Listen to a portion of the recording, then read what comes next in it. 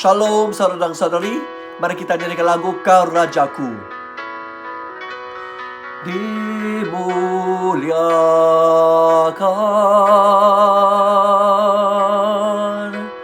ditinggikan,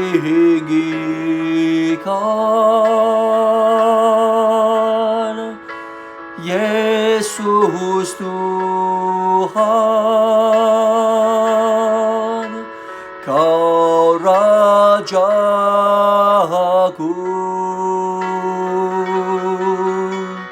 yang bertakhta,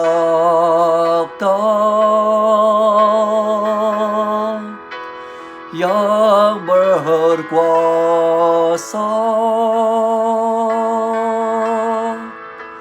Yesus Tuhan, Kau Rajaku.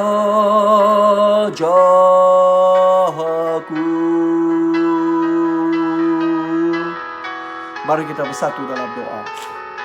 Ya Allah Bapa kami yang di syurga, kami ingin mengisytiharkan, mengagungkan. Sebenarnya tak perlu mengagungkan, tetapi Engkau telah pun menjadi Raja dan Hakim yang satu-satunya, yang paling agung di seluruh dunia. Ya Bapa, biarkanlah kami menghambakan, mengabdikan diri kami dalam tangan Tuhan. Biarkanlah Engkau lah yang menopang kami, bertakhta dalam hidup kami Bapa. Kami mau menjadi seorang yang diperkenankan oleh-Mu Bapa. Pimpinlah sepanjang hari ini Bapa, supaya setiap langkah kami memuliakan nama-Mu. Dalam nama Yesus Kristus yang Maha Berkuasa, kami berdoa. Amin. Ya saudara dan saudari, biarkanlah kita berenung daripada Mazmur 76 ayat 8 hingga 13. Tetapi Engkau ya Tuhan ditakuti manusia. Siapakah yang dapat bertahan ketika Engkau murka? Dari syurga Engkau memberikan keputusan. Orang di bumi takut dan berdiam diri.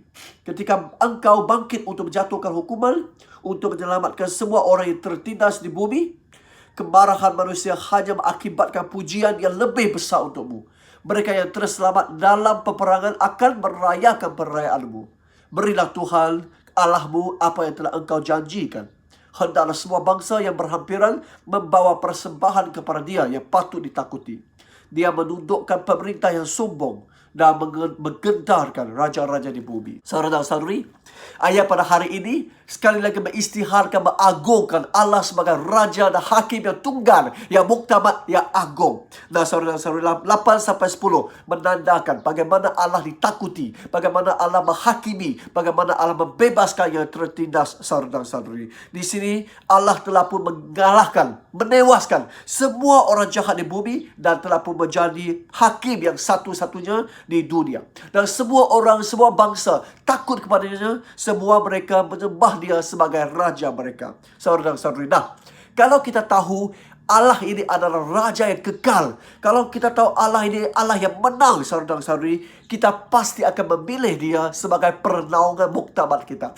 Kalau kita tengok di bumi ini, kalau kita tengok manusia ini, selalu mata ini hanya lihat kepada kuasa, ya. Siapa jadi Perdana Menteri, dia akan sokong dia. Siapa jadi kerajaan, dia akan sokong dia. Itulah menyebabkan banyak ahli politik lompat parti dari sini ke sana. Satu tahun boleh lompat 2-3 kali, kerana mereka mereka mencari-carikan pernaungan mereka, saudara dan saudari. Tetapi saudara dan saudari, kalau kita tahu Allah kita adalah Allah yang kekal, Allah yang menang, Allah yang agung, Allah yang muktamad, saudara dan saudari, kita pasti akan memilihnya seawal mungkin supaya kita boleh diberi pernaungan, perlindungan, pemberkatan yang sebaik mungkin. Betul? Saudara dan saudari, adakah kamu tahu bahawa Allah yang kamu percaya ini adalah Hakim yang tunggal ataupun Raja yang kekal? Saudara dan saudari, kalau kita tahu Allah ini Raja yang kekal, pasti kita akan berebut peluang ini untuk mengikut jejaknya, untuk menyokongnya, ataupun untuk mempercayainya, untuk menerimanya sebagai Tuhan dan Raja kita, dan kita akan mengabdikan diri kita di depan Tuhan. Amin. Ayat 8 dia kata, tetapi Engkau ya Tuhan ditakuti manusia. Siapakah yang dapat bertahan ketika Engkau murka? Kalau waktu Allah itu bertindak, waktu Allah itu bertakhta, waktu Allah itu menghakimi, saudara dan saudari, tiada seorang pun yang dapat berdiri di depannya.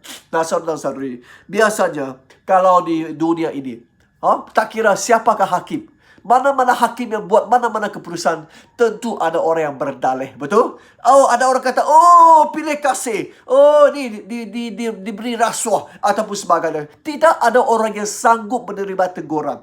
Tak ada orang yang sanggup menerima keputusan yang tidak memihak kepada diri sendiri. Betul tak? Tak, saudara-saudari. Tetapi bila Allah itu mengadili, bila Allah itu menjatuhkan pengadilan, saudara-saudara, ayat 9, dari syurga engkau memberikan keputusan, orang di bumi takut dan berdiam diri. Nah, tidak ada orang yang berani berdalih, kerana mereka tahu Allah ini Allah yang Maha Esa, Maha Adil, Maha Saksama. Tidak mungkin salah, tidak mungkin berat sebelah. Jadi saudara-saudari, manusia di depan Allah zip, dan mereka hanya zip dan tidak dapat berdalih, tidak dapat bercakap apa-apa, hanya dapat berdiam diri, kerana keputusan itu betul-betul keputusan yang benar, keputusan yang boleh diterima oleh semua pihak. Di sini ayat 10 kata, ketika engkau bangkit untuk menjatuhkan hukuman, untuk menyelamatkan semua orang yang tertindas di bumi. Pada waktu itu Allah akan menghukum orang yang jahat. Yang jahat pasti akan dihukum. Satu orang pun tidak dapat melarikan diri daripadanya, ya. Allah itu memang dia maha tahu. Sesiapa yang salah, dia meneliti hati dan fikiran kita. Sesiapa yang salah tidak dapat disembunyikan daripada Allah. Semua pasti akan dikenakan hukuman. Tetapi sebaliknya, semua yang tertindas, bermaksud semua yang tidak mampu, tidak berdaya membalas orang yang membuli mereka itu, pasti akan dibebaskan, pasti akan diselamatkan, dan pemfitnahan mereka itu pasti akan diselesaikan. Keadilan akan ditegakkan untuk mereka. Nah, saudara-saudari, Allah adalah pengharapan kita. Amin. Saudara-saudari, dia maha kuasa, saudara-saudari. Kalau kita nampak di Malaysia, kalau ada orang jahat dipenjarakan, kalau ada orang yang ditindas itu dibebaskan, saya rasa seluruh rakyat Malaysia akan kata, wuhuu, hakim ini berani, oh, hakim ini bersih, hakim ini integriti, tidak dibeli dan sebagainya, berani menentang kerajaan dan sebagainya. Kan kita akan tepuk tangan bersorak-sorak. Tapi saudara-saudari, waktu itu bila Allah menjatuhkan hukuman, bagaimana pula reaksi kita di depannya? Bagaimana pula reaksi seluruh dunia di depannya, saudara-saudari? Mari kita lihat ayat seterusnya, ayat 11.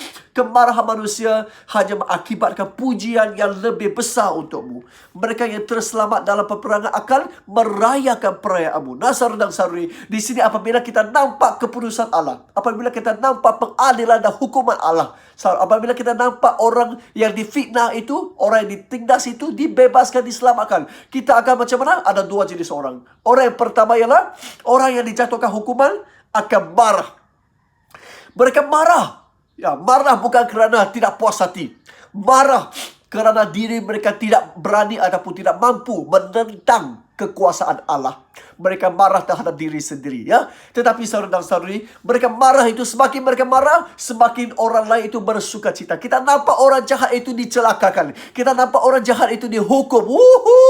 Hati kita betul-betul sangat sorak-sorak. Hati kita betul-betul bersuka cita, kerana kita tahu, ya, inilah yang kita nanti-nantikan. Selama ini kamu bermaharaja rela, sekarang baru kamu tahu bagaimana Allah itu yang benar. Allah itu maha adil, maha tahu. Nah, saudara-saudari, di sini kata kita akan merayakan perayaannya. Kita akan buat pesta, kita akan celebrate, kita akan merayakan. Nah, saudara-saudari, waktu itu saya boleh katakan semua kita puas hati. Puas hati. Dan bila kita nampak Allah yang maha saksama, yang maha adil itu, kita betul-betul bergembira dan juga bersuka cita. Nah, saudara-saudari, berhadapan dengan hakim dan raja ini, biarkanlah kita mengabdikan diri kepadanya supaya kita boleh mendapat perlindungannya. Saudara-saudara, ayat 12 kata apa? Berilah Tuhan Allahmu apa yang telah engkau janjikan. Hendaklah semua bangsa yang berhampiran membawa persembahan kepada Dia yang patut ditakuti. Nah, saudara-saudari, kalau kita tahu Allah ini Allah yang betul, kalau kita tahu Allah ini Raja kekal, pasti kita akan mencari naungannya secepat mungkin. Betul tak, saudara-saudari? Di sini kata kita perlu mempersembahkan kepada Dia supaya kita menjadi hamba kepadanya. Saudara-saudari, apakah persembahan yang paling baik yang patut kita persembahkan?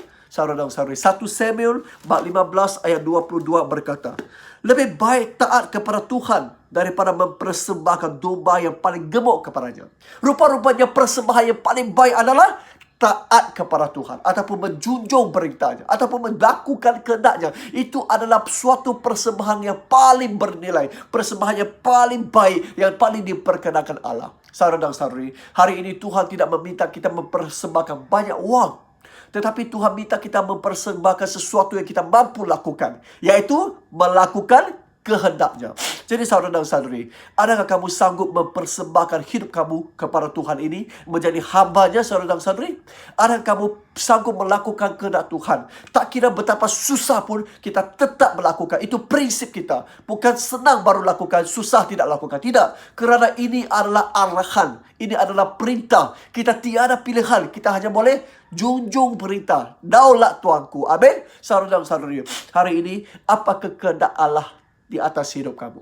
Ya, apakah yang Allah ingin kamu lakukan sekarang ini, pada hari ini? Saudara dan saudari, biar kita kembali ke depan Allah, kita renungkan apakah kehendak Allah, rancangan Allah di atas diri kita sepanjang hari ini, sepanjang tahun ini, sepanjang PKP ini. Apakah yang patut kita lakukan? Dan bagaimana kita patut menggunakan wang yang Tuhan berikan kepada kita? Renungkan di depan Allah. Kalau kita tahu Allah itu sumber kekuatan, sumber kekayaan, kalau Allah itu yang mengurniakan segala sesuatu kepada kita, pasti kita sanggup mempersembahkan lebih banyak wang lagi kepada Tuhan. Walaupun itu bukan diminta, tetapi secara sukarela, secara hati yang penuh sukacita, penuh bersyukur, kita membalasi jasa budi Allah dengan mempersembahkan wang kepadanya. Saudara dan saudari, hari ini kita nampak Allah itu Raja kita. Kita ini adalah umatnya, saudara dan saudari. Patut kita mengagungkan Dia, mengutamakan Dia dalam segala sesuatu yang kita lakukan. Nah, saudara dan saudari, ayat 12 kata apa? Ayat 13, Dia menundukkan pemerintah yang sombong dan menggentarkan raja-raja di bumi. Pada waktu itu, saudara dan saudari, semua yang kita sandarkan selama ini, YB kah, menteri kah, Perdana Menteri kah, agung kah, semua akan runtuh. Dan semua akan mengabdikan diri kepada Allah kita. Saudara dan saudari, kerana Allah kita boleh menggentarkan raja-raja. Kerana raja-raja turut dipilih oleh Allah, diberi mandat oleh Allah. Kalau bukan Allah yang memberi mandat, siapakah mereka? Dan saudara dan saudari, pada akhirnya Allah lah yang diagungkan, satu-satunya, yang tunggal, yang maha kuasa, yang kekal buat selama-lamanya. Ya, mari kita bersatu dalam doa. Bapa, Engkaulah Tuhan, Engkaulah Raja, Engkaulah Allah kami buat selama-lamanya. Bapa, kami ingin mempersembahkan hidup kami sebagai ukti di depan-Mu, Bapa. Kami ingin menjadi hamba-Mu sepenuh masa, supaya tak kira apa yang kami lakukan, apa yang kami tuturkan, apa yang kami fikirkan, hanya untuk menjunjung dan melakukan kehendak-Mu, Bapa. Biarkanlah hati kami mengutamakan Tuhan dalam hidup kami, supaya bila kami berjumpa dengan Kamu di syurga, kami tidak malu, kami tidak takut, tetapi bersukacita merayakan pengadilan Allah pada waktu itu. Berkatilah kami. Kalau kami ada melakukan perkara yang berdosa, biarkan Engkau mengampunkan kami, memberikan kekuatan kepada kami untuk menakluki cubaan itu, supaya kami tidak lagi mengulanginya. Terima kasih Bapa kerana mengampuni doa kami. Dalam nama Yesus Kristus yang Maha Berkuasa kami berdoa. Amin. Tuhan berkati saudara dan saudari.